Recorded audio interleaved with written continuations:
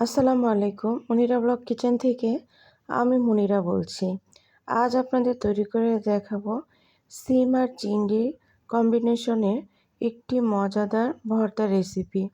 আশা করি এই ভর্তাটি আপনাদের অসাধারণ লাগবে যদি তৈরি করে খেতে পারেন। চলুন তাহলে চলে যাই দেখতে কিভাবে আজকের এই ভর্তাটি তৈরি করেছিলাম। এখানে প্রথমে আমি রসুন আর কাঁচামরিচগুলো তেলের মধ্যে ভালো করে ভেজে নিয়েছি। কিছুটা অংশ স্কিপ হয়ে গিয়েছে, যার কারণে এখানে এই পর্যায়ে দেখাইলাম।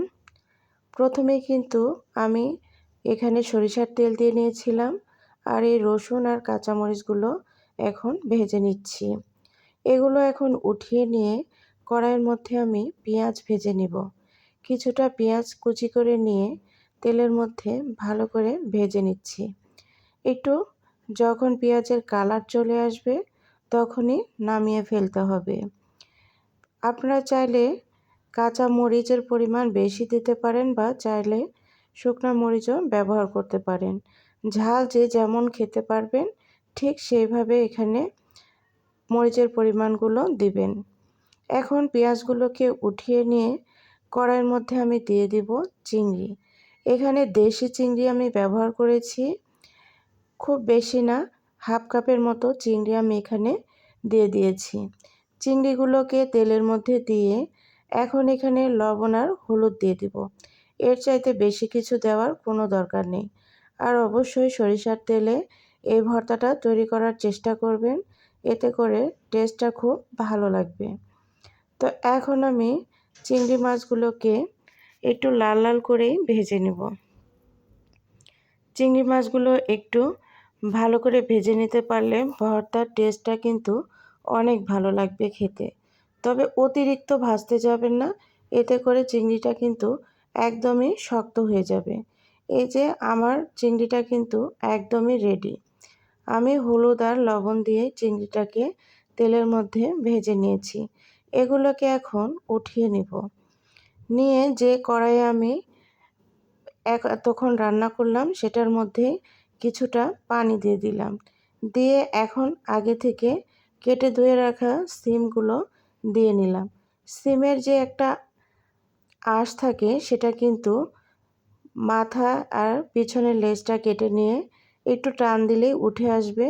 উঠিয়ে নিয়ে লবণ দিয়ে সেদ্ধ করে নিয়েছি। এখন এখানে আবার কিছুটা তেল দিয়ে সিমগুলোকে তেলের মধ্যে একটু নেড়েচেড়ে ভেজে নিতে হবে। এতে করে ভর্তার সময় সিমটা খেতে খুবই ভালো লাগবে। অবশ্যই এখানে সিমটা তেল দিয়ে একটু ভেজে নেওয়ার চেষ্টা করবেন।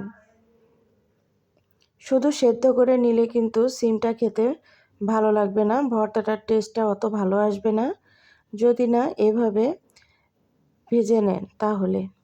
এর জন্য একটু লাল লাল করে ভেজে নিয়ে এখন ভর্তা করতে চলে আসলাম। সবগুলো উপকরণ আমি উঠিয়ে নিয়েছি। এখন এগুলোকে শিলপাটাতে আমি বেটে নিব। আপনারা চাইলে ব্লেন্ডারেও বেটে নিতে পারেন, তবে এইভাবে শিলপাটাতে বেটে ভর্তা তৈরি করলে এর টেস্টটা কিন্তু খুবই ভালো লাগে। তো এখন এই যে দেখুন, শিলপাটা দিয়ে আমি ভর্তাগুলোকে বেটে নিচ্ছি। আমার শিলপাটাটা একদম ছোট, যার কারণে একটু সমস্যাই হচ্ছে। তো যাই হোক, কষ্ট করে ভর্তাটা তৈরি করলাম। প্রথমে আমি চিংড়ি মাছ, পেঁয়াজ, রসুন আর কাঁচামরিচগুলো বেটে নিলাম। এরপরে সিমগুলোকে এখন আমি এভাবে বেটে নিব। এই ভর্তাটা একদম ফিনিশ করার কোনো দরকার নেই। সামান্য একটু একটু যখন ছোবলা ছোবলা টাইপের থাকবে তখন কিন্তু নামিয়ে ফেলতে উঠিয়ে নিতে হবে। তো এই যে দেখুন, আমি যতটা পারছি বাটার চেষ্টা করছি, তবে একদম ফিনিশ হয়নি। একদম ফিনিশ করার কোনো দরকার নেই, হালকা একটু করে ফিনিশের আগ মুহূর্তটা যেরকম থাকে ওরকম করে বেটে নেওয়ার চেষ্টা করেছি। ছোট পাটা বাটতে খুবই সমস্যা হচ্ছে, তারপরেও বাটার চেষ্টা করছি।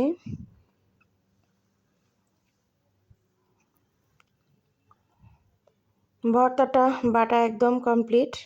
এখন আমি সবগুলো এক জায়গায় করে নিয়ে এখন এখানে কাঁচা সরিষার তেল দিয়ে নেব। কাঁচা সরিষার তেল না দিলে তো ভর্তার আসল টেস্টটা আসবেই না, যার কারণে কাঁচা সরিষার তেল দিচ্ছি। আপনারা চাইলে এই পর্যায়ে ধনিয়া পাতা ইউজ করতে পারেন, তবে ধনিয়া পাতা আমার বাসায় তেমন খেতে পছন্দ করে না, যার কারণে ধনিয়া পাতাটা আমি খুবই আমার রেসিপিগুলোতে কম ব্যবহার করার চেষ্টা করি। তো এখন এগুলোকে সুন্দর করে মেখে নিব।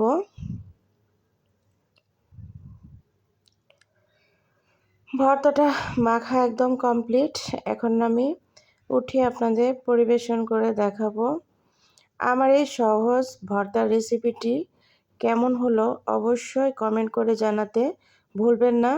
আর যারা আমার চ্যানেলে নতুন তারা প্লিজ আমার চ্যানেলটি সাবস্ক্রাইব করে পাশে থাকবেন। পাশে থাকা বেল আইকনটি বাজিয়ে রাখবেন, এতে করে নতুন কোনো ভিডিও আপলোড করলে সঙ্গে সঙ্গে নোটিফিকেশন চলে যাবে। এই যে ফাইনালি আমার ভর্তাটা একদম রেডি। গরম গরম ভাতের সঙ্গে এই ভর্তাটার কোনো তুলনা হয় না। তো ভালো থাকবেন, আমার জন্য দোয়া করবেন, আমি যেন আরও সুন্দর সুন্দর রেসিপি আপনাদের সঙ্গে শেয়ার করতে পারি। ভুল ত্রুটি হলে অবশ্যই ক্ষমা সুন্দর দৃষ্টিতে দেখবেন। আল্লাহ হাফেজ।